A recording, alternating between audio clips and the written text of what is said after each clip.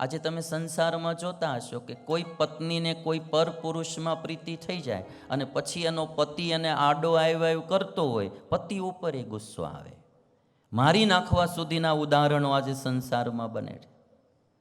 કોઈ પતિને બીજા પત્નીમાં પ્રીતિ થઈ ગઈ હોય, પર નારીમાં, અને પછી જો એને પત્ની આડી આવતી હોય તો એને મારી નાખવા તૈયાર થઈ જાય. કામ પૂર્ણ ન થાય, ઈચ્છા પૂર્ણ ન થાય, એમાં કોઈ વિઘ્ન કરે, એમાં કોઈ આડું આવે એટલે એની ઉપર ગુસ્સો આવે અને ગુસ્સામાંથી ન કરવાનું કાર્ય સમાજમાં થાય. કામાત ક્રોધો વિજાયતે. એકવાર ઈચ્છા થઈ અને એનો ભંગ થાય એટલે ગુસ્સો.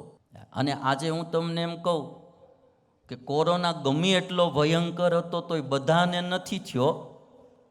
કોરોના ગમે એટલો ભયંકર હતો તોય બધાને નથી થયો, પણ આ ક્રોધરૂપી રોગ એવો છે, લગભગ 99% લાગુ પડી ગયેલો છે. 99% નાના મોટા બધાને ગુસ્સો આવતો જ હોય. અમને તમને બધાને છે. તબલાવાળો હરખું ન વગાડે, જેમ આંખ ફરે તરત તે અમારી તે કેમ હરખું ન વગાડ્યું એમ. એટલે આ ગુસ્સો જે છે ને બહુ ભયંકર ચીજ છે. અને ક્રોધ એને જીતવો. રામચંદ્ર ભગવાનના 3 ગુણ વાલ્મીકી રામાયણમાં લખાણા ક્રોધ બાબતમાં, કે રામને કોઈ ગમે એમ બોલે કે ગમે એમ કરે, રામને કોઈ દિવસ ક્રોધ નહોતો આવતો. બીજું કે રામ કોઈ દિવસ એવું બોલતા નહોતા, કે એવું વર્તન કરતા નહોતા કે સામેના માણસને ગુસ્સો આવે. કોઈ ગમે એમ બોલે ગમે એમ કરે, રામને ગુસ્સો આવતો નહોતો. મંથરાએ કેટલી ભૂમિકા ભજવી તોય રામને મંથરા ઉપર ગુસ્સો ન આવ્યો. રામ ક્યારેય એવું બોલે નહીં કે એવું વર્તન કરે નહીં કે સામેના માણસને ગુસ્સો આવે. અને ત્રીજું કે કોઈને ગુસ્સો આવ્યો હોય તો રામ એવી મીઠી વાણી બોલતા ને સારું વર્તન કરતા કે સામેના માણસના ક્રોધને શાંત કરી દેતા. ક્રોધ બાબતના 3 ગુણ વાલ્મીકી રામાયણમાં રામના લખાણા. મારે તમારે સુખી થવા માટેનો આ ઉપાય હું બતાવું. આપણે બધાએ જો સુખી થવું હોય ને તો ક્રોધ ઓછો કરી દેવો. બહેનો ભાઈઓ બધાએ ખીજાવું નહીં બહુ. દુનિયા પહેલેથી ચામ જ ચાલી આવે છે. ખોટું ખીજાઈને આપણે દુઃખી ન થવું.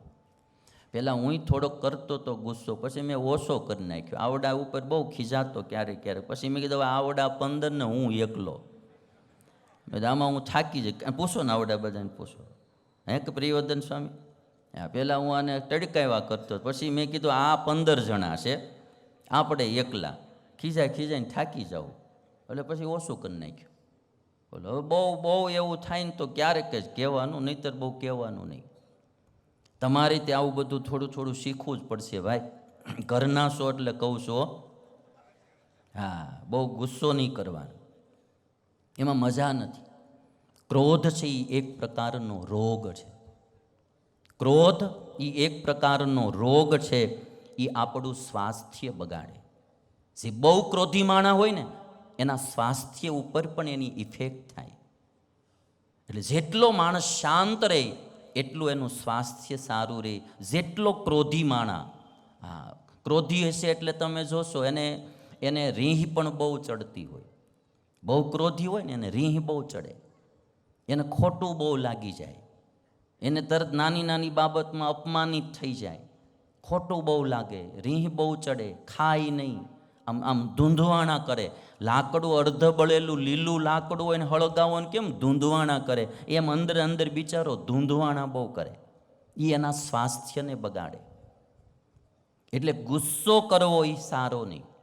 અને બહુ ગુસ્સો જે કરતા હશે એ જોજો લગભગ જાડા નહીં થઈ શકે કોઈ દી. અને જે આમ એકદમ શાંત માણા હોય ને એને તમે જોશો ને એ તમારે એવા આમ ગોળ મટોલ થઈ ગયા હશે. તમે જોજો જેને ક્રોધ જ ન આવતો હોય ને એને શરીર બહુ વધે.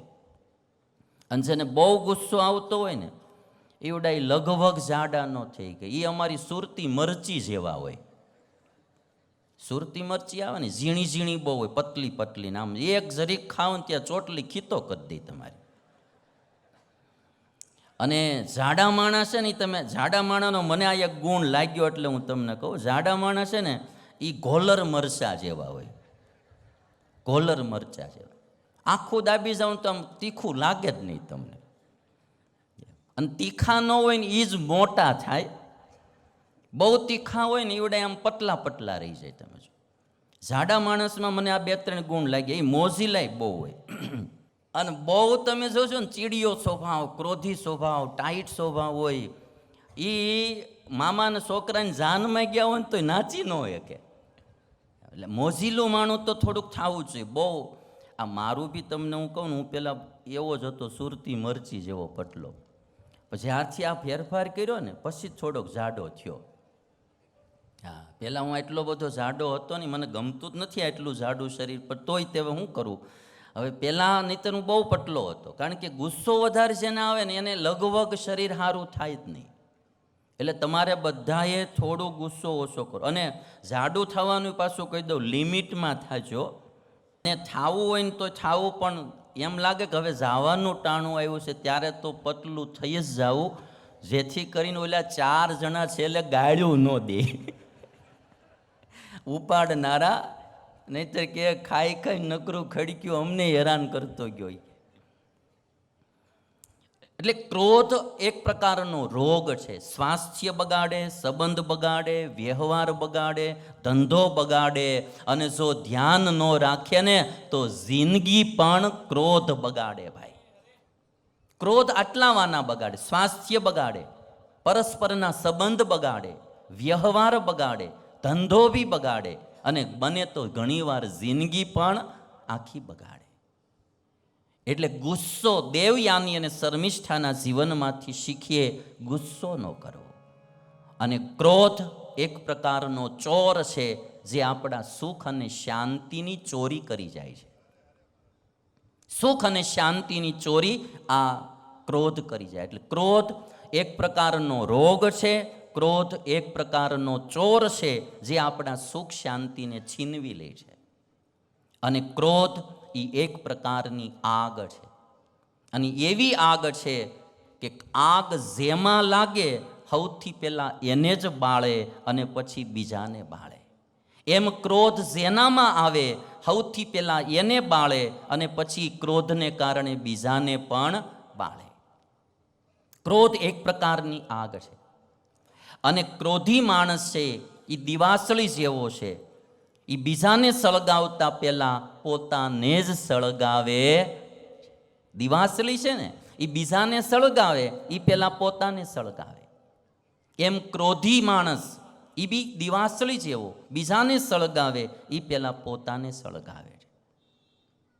અને ક્રોધ એ એક પ્રકારનું તોફાન છે, વાવાઝોડું છે. વરસાદી વાવાઝોડું અને ક્રોધરૂપી વાવાઝોડું વયું જાય ને પછી જ ખબર પડે કે નુકસાન કેટલું ગયું.